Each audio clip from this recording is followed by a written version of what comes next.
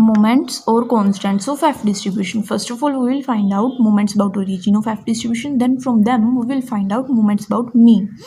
First of all हम आर्थ moment about origin निकालेंगे एफ डिस्ट्रीब्यूशन का, जो किसकी इक्वल होता है एक्सपेक्टेशन ऑफ एफ डिस्ट्रीब्यूशन का निकाल रहे हैं, that is here is F, and कितना मोमेंट निकाल रहे हैं, आर्थ मोमेंट निकाल रहे हैं, दैट इज यहाँ पर आ गया आपका आर। अब एक्सपेक्टेशन की डेफिनेशन क्या होती है आपकी, हमें मालूम है that is F lies between 0 to infinity, that's why limits हमारी हो गई 0 to इन्फिनिटी।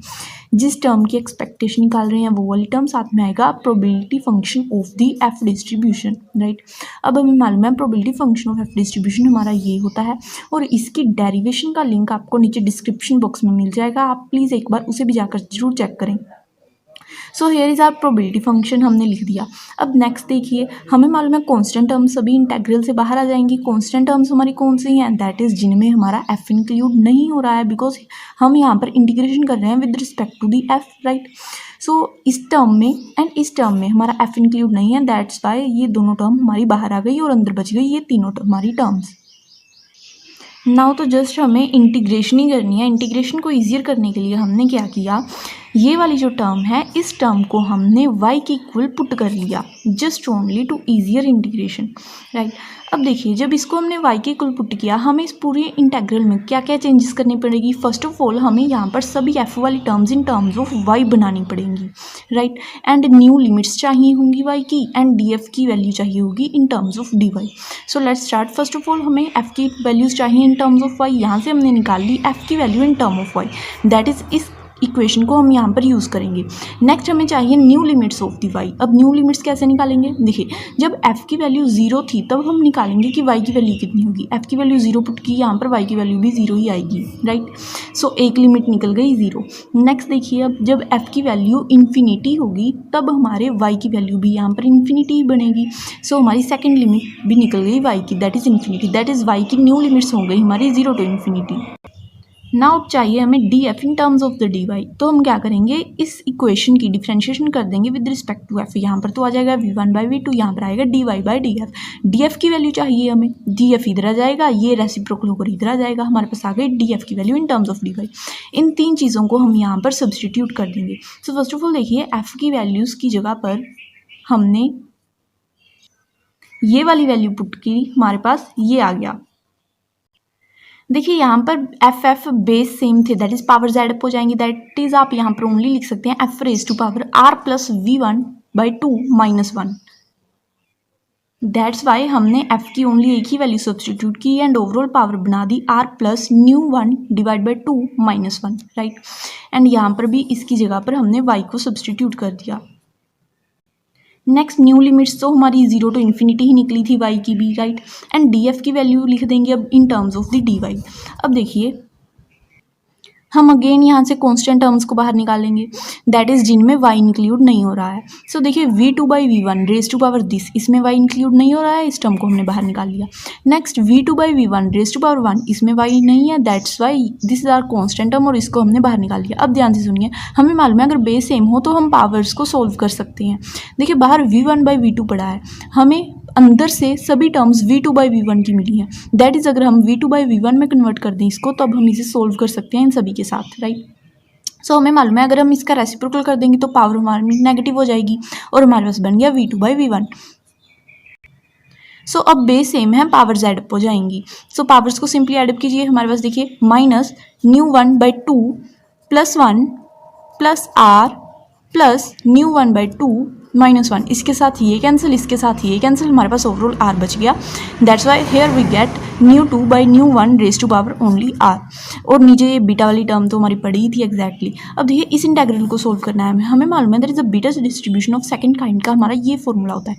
इसको इसके साथ मैच करेंगे तो हमें मालूम पड़ेगा दैट इज x वेरिएबल की जगह पर just only y variable present है। एंड m की वैल्यू क्या है, ऊपर जो -1 के साथ पड़ी होती है, -1 के साथ ये वैल्यू पड़ी है, that is this is our the value of m। देखिए m की वैल्यू फाइंड आउट होगी। इस पूरे इंटीग्रल को सोल्व करने के लिए हमें n की वैल्यू भी चाहिए होगी, तभी हमें इन टर्म्स ऑफ बीटा लिख सकते हैं इसको। देखिए n की वैल्यू क्या होती है, नीचे देखिए 1 + x की जगह ओके 1 + y आ गया।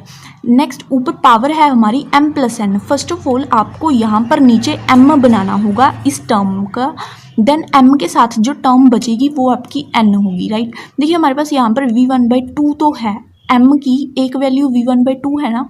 Next is the plus our, that is हम यहाँ पर अगर प्लस आर माइनस आर कर देंगे ये हमारी बन गई m की वैल्यू। जो बाकी बची वो है हमारी n की वैल्यू, m एंड n की वैल्यू आ गई, यहाँ पर पुट कर देंगे, हमारे पास इस पूरे इंटेग्रल का आंसर ये आ गया। सो यहाँ तक हमारा डेरिवेशन का आंसर आ गया है। अब नेक्स्ट देखिए, हमें इस बीटा डिस्ट्रीब्यूशन के एक्सपेंशन मालूम है in terms of the gamma, that is this, that is beta m n हमारे पास किसके लिए होता है, gamma of m multiply by gamma of n overall divide by gamma of m plus n. वैसे ही अब यहाँ पर हम इस बीटा को अगर खोलेंगे तो हमारे पास आएगा gamma of this term into gamma of this term, नीचे आएगी gamma of this plus this term, r के साथ आर कैंसिल हो गया। नेक्स्ट इसको भी अगर हम खोलेंगे gamma of this multiply by gamma of this, ऊपर आ जाएगा gamma of this plus this. अब देखिए अगर आर के साथ आर कैंसिल हो गया, हमारे पास रह गया gamma of ν1/2 plus ν2/2, that is ये ओवरऑल इसके साथ कैंसिल आउट हो गया, हमारे पास ओवरऑल ये टर्म्स बची which is the earth movement about origin of the F distribution. अब हम टर्न बाय टर्न इसके सभी मूवमेंट्स निकाल लेंगे। सो let's start. First of all हम निकालते हैं first movement about origin of the F distribution, that is आपको आर की जगह पर जस्ट ओनली 1 पुट करना होगा। आर की जगह 1 पुट किया, यहाँ पर भी 1, यहाँ पर भी 1, हमारे पास ये वैल्यू आ गई। अब खोलना है हमें गामा के फंक्शन को। हमें मालूम है गामा फंक्शन की ये definition, that is gamma of n is actually equal to n-1 gamma of the n-1। अब देखिए इसको हम यहाँ पर कैसे अप्लाई करेंगे, बिल्कुल वैसे ही जैसे हम फैक्टोरियल वाली टर्म्स को सोल्व करते हैं। दैट इज आप मैच कीजिए, जो वाली गामा के अंदर जो टर्म हमारी बिग होगी हम उस पर ये फॉर्मूला अप्लाई करेंगे, दैट इज उसको एक्सपैंड करेंगे। सो फर्स्ट ऑफ ऑल ν1/2 वाली टर्म्स देखिए, इन दोनों में से बिग वाली कौन सी, ऑब्वियसली 1 प्लस ν1/2, दैट इज आप इसको एक्सपैंड करेंगे, एक बार एक्सपैंड करेंगे, एक बार हमने एक्सपैंड किया हमारे पास ये आ गया। अब हम इसके साथ इसको कैंसिल आउट कर सकते हैं।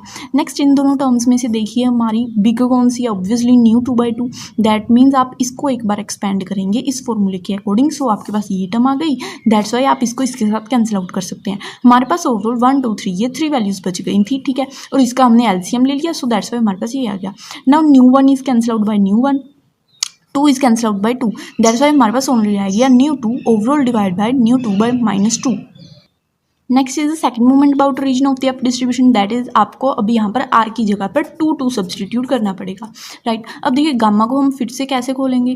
फर्स्ट ऑफ ऑल ν1/2 वाली टर्म्स को अगर हम मैच करें, ये बिग है हमारी, दैट्स वाई इस पर हम गामा वाला फॉर्मूला अप्लाई कर देंगे, ठीक है। सो हमारे पास ये 2 टर्म्स में ये एक्सपैंड हो गया, ठीक है।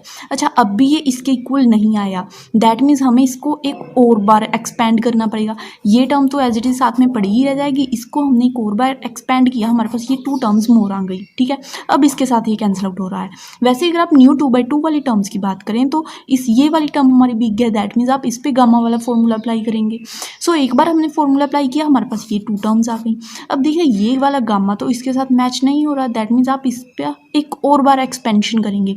इस टर्म की हमने एक और बार एक्सपेंशन की, हमारे पास ये 2 टर्म्स आ गई, ये टर्म तो एज इट इज यहाँ पर पड़ी ही थी, अब ये इसके इक्वल आ गया, दैट्स वाई इसको हम इसके साथ कैंसिल आउट कर सकते हैं। सो अब सिंपली हमारे पास पीछे क्या बचा, हमारे पास ये टर्म बच गई, ठीक है, और इसका हमने एलसीएम लिया, हमारे पास ये आ गया।